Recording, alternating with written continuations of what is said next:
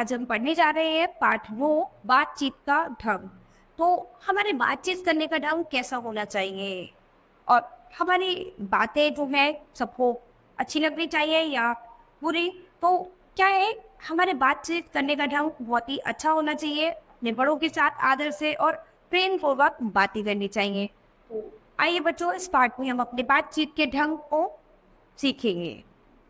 एक पुरानी कहावत है, बातन हाथी पाइए बातन हाथी पाओ।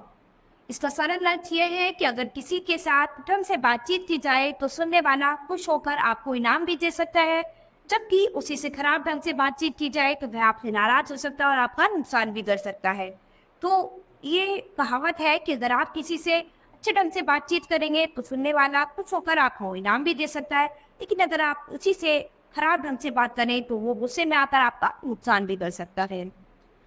ये बात आप अपने घर में भी देख सकते हैं। घर में आपके बड़े आपकी हर प्रकार से देखभाल करते हैं, वे इस बात पर का प्रयत्न करते हैं कि आप अच्छे बने, अपने पैरों पर खड़े हो तथा समाज में परिवार का नाम रोशन करें। जब वे आपके लिए इतना कुछ करते हैं तब आपका भी ये कर्तव्य बन जाता है कि आप उनके साथ नम्रता और शिष्टता से बातचीत करें। यदि वे आपके व्यवहार से प्रसन्न होते हैं तो उनके मन में आपके लिए और अधिक स्नेह उत्पन्न हो जाता है।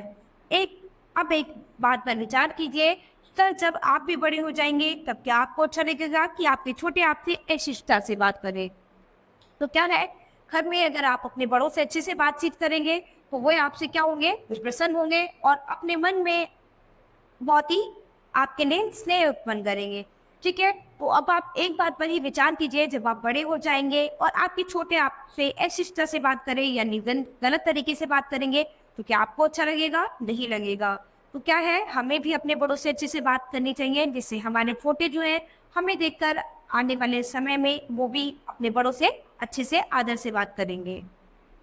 संसार में जितनी भी महान संस्कृतियां हैं वे सुनीतियों के आधार पर ही ऐसा रूप ले पाई हैं। उनके व्यवहार और आचरण के कारण ही लोगों ने उन्हें पसंद किया है। क्या आप चाहेंगे कि लोग आपके व्यवहार और आचरण के कारण आपको पसंद न करें? तो ऐसा कोई भी नहीं चाहता कि आपके व्यवहार और आचरण के कारण लोग आपको पसंद न करें। प्रत्येक समाज में बातचीत का अलग ढंग होता है, किंतु सभी चाहते हैं कि बड़ों का आदर और सम्मान किया जाए। बातचीत करने की शैली ऐसी हो कि सुनने वाले को न तो चोट पहुंचे और न ही किसी प्रकार का दुख हो। तो हमारा बातचीत करने का तरीका ऐसा होना चाहिए कि जिससे कोई भी दुखी ना हो, किसी को भी हमारी बातों से चोट ना पहुंचे। ठीक है, तो इसीलिए हमें हमेशा अच्छी बातें करनी चाहिए, जिससे हमेशा सामने वाला सुन के खुश हो जाए। बातचीत के अच्छे तरीकों में सबसे महत्वपूर्ण है विनम्रता। मान लीजिए किसी बड़े व्यक्ति ने आपको बुलाया। अब यदि आप बातचीत का तरीका जानते हैं तो कहेंगे जी अभी आता हूँ, लेकिन यदि आपको बातचीत का तरीका नहीं आता तो आप कहेंगे रुकिए अभी आता हूँ। पहले जवाब से आपके बड़े खुश होंगे और प्रेम पूर्वक बात करेंगे, जबकि दूसरे जवाब से वे भले ही नाराज ना हो लेकिन खुश भी नहीं होंगे। तो दोनों ही बातें अलग अलग ढंग है। यदि आपको अगर बातचीत करने का तरीका ढंग से आता है, आपको अच्छे से बात करना आता है तो आप कहेंगे जी अभी आता हूँ, लेकिन अगर आपको बातचीत करने का तरीका नहीं आता तो आप कहेंगे रुकिए अभी आता हूँ। तो दोनों ही बातों में बहुत ही फर्क है। तो इसीलिए हमें अपने बातों को बहुत ही सोच समझ कर बहुत ही अच्छे ढंग से हमें अपने बड़ों से करनी चाहिए। बातचीत करते समय हमें केवल अपनी बात नहीं हाँकनी चाहिए, सामने वाले की बात भी पूरे ध्यान से सुननी चाहिए। बातचीत करते समय ऐसा भी हो सकता है कि आपके बड़े कोई ऐसी बात कह दे जो आपको ठीक न लगे, अर्थात आप उससे सहमत न हो। कभी कभी ऐसा भी हो सकता है कि बातचीत करते हुए आपके बड़े कोई आपसे ऐसी बात कह दे जो आपको अच्छी ना लगे, जो ठीक ना लगे। तो क्या है, आप उससे सहमत ना हो, ऐसी स्थिति में क्या होगा, पहले उन्हें अपनी बात पूरी करने का मौका देना चाहिए। बीच में ही बार बार टोकना अच्छा नहीं माना जाता। अगर टोकना जरूरी हो तो कहना चाहिए माफ कीजिए मैं आपसे सहमत नहीं हूँ, या माफ कीजिए आपकी बात स्पष्ट नहीं हो रही। तो क्या है, ऐसे में हमें अपने बड़ों को उनकी बात पहले पूरी करने का मौका देना चाहिए। और यदि तब भी कभी आपको ऐसा लग रहा है कि बीच में टोकना जरूरी है तो आपको टोकते समय कहना चाहिए माफ कीजिए मैं आपकी बात से सहमत नहीं हूँ, और अपनी बात स्पष्ट करनी चाहिए। कभी कभी जब कई लोग किसी एक विषय पर वाद विवाद कर रहे होते हैं, तब कुछ लोग एक साथ उठकर प्रश्न करने लगते हैं। इसका नतीजा यह होता है कि किसी की भी बात पूरी नहीं हो पाती और बेकार का शोर मच जाता है। कभी कभी आप देखते हैं कि कई लोग एक ही विषय पर बातचीत कर रहे होते हैं और क्या है, सब अपनी अपनी बातें करते हैं, सब अपने अपने अलग अलग प्रश्न उठाते हैं। तो उससे क्या होता है, नतीजा क्या होता है कि किसी की भी बात पूरी नहीं हो जाती और बेकार की बहस हो जाती है। समाचार चैनलों पर आप ऐसा लगभग रोजाना ही देख सकते हैं कि सब क्या है, तरह तरह के प्रश्न उठाते हैं। इससे क्या होता है, आपस में वाद विवाद हो जाता है। सब क्या करते हैं, शोर मचाने लग जाते हैं, किसी की भी बात ठीक ढंग से पूरी नहीं हो पाती। अगर आपके सामने कभी ऐसा कोई मौका आए तो आप अपनी बारी की ही प्रतीक्षा कीजिए। यदि आपके सामने कभी कैसा कोई मौका आए तो आपको क्या करना चाहिए, आपको हमेशा अपनी बारी का इंतजार करना चाहिए। कभी इस तरह से शोर नहीं मचाना है कि अगर हर कोई अपनी बात इस तरह से रखेगा तो क्या है, शोर मच जाएगा।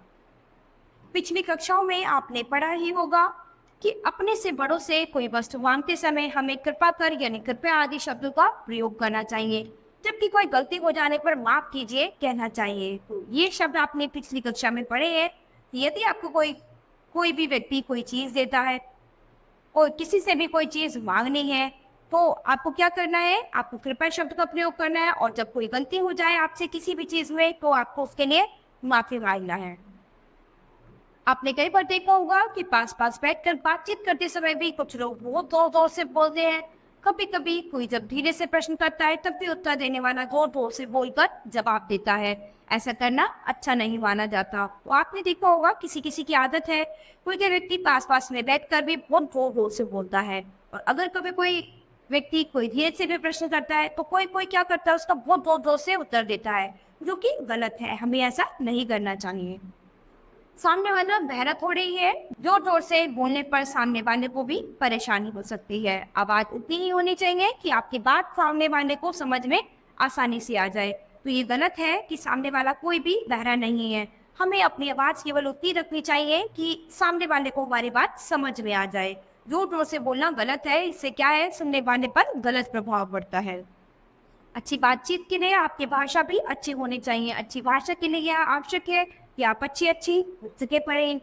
आपसे बातचीत करते समय यदि कोई अच्छी भाषा बोले तो उसे ध्यान से सुनिए। उन शब्दों का प्रयोग आप स्वयं भी बोलते समय कीजिए। तो अच्छी भाषा के लिए अच्छी बातचीत के लिए आपकी अच्छी भाषा का भी होना जरूरी है। और अच्छी भाषा कैसे हो सकती है, यदि आप अच्छी पुस्तकें पढ़ें। तो अच्छी पुस्तकें पढ़ेंगे तो आपकी भाषा जो है अच्छी हो जाएगी। तो क्या है, आपसे बातचीत करते समय यदि कोई अच्छी भाषा बोले तो उसे ध्यान से सुनिए और उन्हीं शब्दों का प्रयोग आप अपनी भाषा में भी करिए। बातचीत के दौरान जो गुण सबसे जरूरी है वह यह है कि आपकी बात बहुत सहज और स्वाभाविक लगनी चाहिए। इसलिए यह जरूरी है कि विनम्रता और शिष्टाचार दोनों ही आपके जीवन के हिस्से बन जाए। तो क्या है, जब भी सबसे बड़ी बात क्या है कि आपको सहज और स्वाभाविक लगने वाली कि विनम्रता और शिष्टाचार दोनों ही आपके जीवन के हिस्से बनने चाहिए। इस बात का हमेशा ध्यान रखिए कि आपकी बातचीत में किसी प्रकार का दिखावा या बनावटीपन न झलके। तो बच्चों, आपको हमेशा इन बातों का ध्यान रखना है कि आपकी बातों में किसी भी तरह का कोई बनावटीपन या दिखावा नहीं झलकना है। आपको हमेशा हर किसी के साथ प्रेम से, हमेशा विनम्रता के साथ बात करनी है। तो विनम्रता और शिष्टाचार दोनों ही आपके जीवन के महत्वपूर्ण अंग है और इन्हीं को आपको अपने जीवन में अपनाना है। तो बच्चों,